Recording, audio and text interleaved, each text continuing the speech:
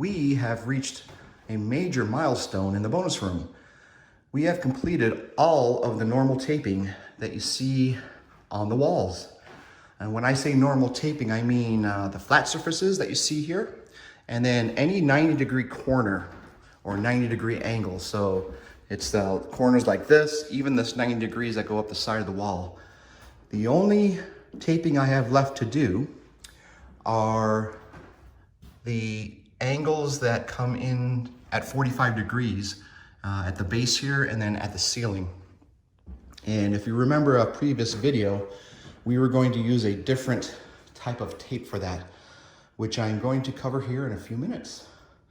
So let's go back to a little bit of education here. So when you are doing drywall, if you have an odd angle other than 90 degrees or a flat surface, which would be 0 degrees, of course, anything like this that says 45 degrees here, in the drywall world, that is called an off angle. So keep that in mind if you ever have to talk the lingo at some point. The other piece here is I wanted to talk to you about is taping knife. I noticed a couple of days ago when I was putting in some of the angles here, what you do is you put your knife, when the joint compound's in there, you put your knife against it and you run it down to squeeze all of the joint compound out. I noticed that the paper was actually getting cut here. And I did that at a couple of occasions when I was squeezing some of the joint compound out. And what happens is, as you continue to use these knives on paper and squeezing and squeezing and squeezing the joint compound out from underneath the tape, the drywall acts as a sharpening stone. And after years or months of use of doing that, you will actually get a sharp edge on the edge of your taping knife, including the edge here, which causes it to cut into the tape in the corners. So to avoid that, you can always go out and buy a new taping knife, which is really unnecessary, money that would be going down the drain. Or you can take some sandpaper and sand the edge going the long way to make it dull. And then what you can also do is take a file and then slightly bend or make this corner curved. And if you look real close at this one, I've done that already on this. See how it's a little bit curved there?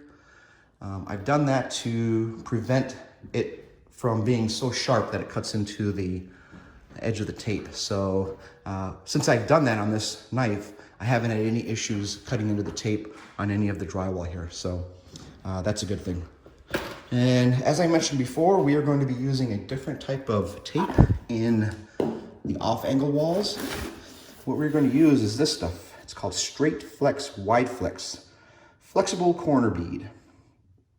And you can see here it's finishes inside and outside 90 degrees and off-angle corners. And what it is it's a much wider tape that you would normally use. You can see it's very thick here. In fact, so thick that you have to actually cut it with tin snips. And you cut it down to the size that you want. And it's actually made of paper and composite, so it's got like a plastic insert into it, if you look real closely here. And the idea behind this is that when you put it off on an off angle, like you see over here, it will create a perfect edge as you look all the way down to the end here. And if you look real closely, this is pretty decent, but at the naked eye, you can see it's kind of uneven, and it's definitely pronounced up on the ceiling and on this side. So once we sand all this down, we're gonna screw that into one side over there and then run it all the way down and cut it down to the size that I need. And then we'll apply it with normal joint compound. But the finished product there, if you follow the instructions correctly, will give you a perfect straight edge all the way down. So when you look down it, it'll look really nice. So I've got 100 feet of that. I've got about 100 feet of off angles to do. And that's how we're gonna proceed with that. We're definitely gonna start in the closet first because again, you will never see or very rarely see what's going on in the closet here as far as the angles go. So we'll do this side first, see how it works out. And then we'll come back out here and we'll probably do these two last, since you'll see that first when we walk into the room. So that's where we stand.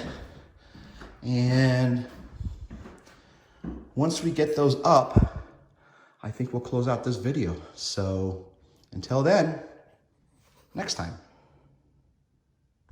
So I've cut this piece of straight edge here down to size, and I've actually angled the corners here. That's what it says to recommend. I think a lot of professionals do that. Let me just put this into place and show you what's going on here. You can see that when it lines up here, it creates a really nice straight edge all the way down. As I mentioned before, I had to cut this using tin snips because it's got this composite material on the back of it. But you can see here that it's nice and wide, and once we get it up here, you should be able to look really nice. And we're going to continue that on that edge up there, and then on the remaining 4 sides out here in the bonus room. So we should get a really nice straight edge once we're complete. So we'll update another video here pretty soon. So we finished putting on the thicker tape for the off angles that I have here in the closet and up in the ceiling in the closet, and they went on pretty well.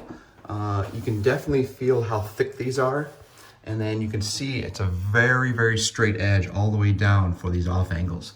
So this is working out pretty well. We're gonna have a little bit more work to do filling in the gaps here because there's a little more joint compound that needs to go in here and a little more ridge here.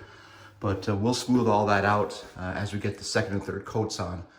But overall, it looks really, really good. So we are going to continue out into the bonus room and finish the 4 remaining off angles that you see here and get that completed, and then close this video out. So let's call this one a wrap, and we will see you at the next set of videos. Until then, peace out.